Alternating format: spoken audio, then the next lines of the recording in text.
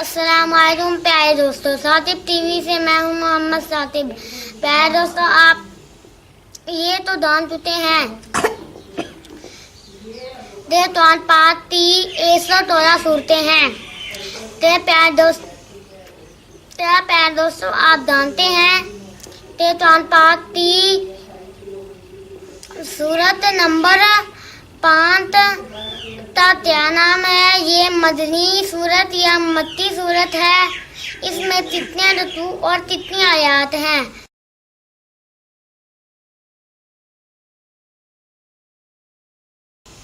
तो प्यारे दोस्तों, कुरान पाक की 5वीं सूरत का नाम सूरतुल माइदा है।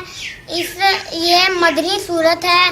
इसमें 120 आयात हैं और 16 रतू हैं।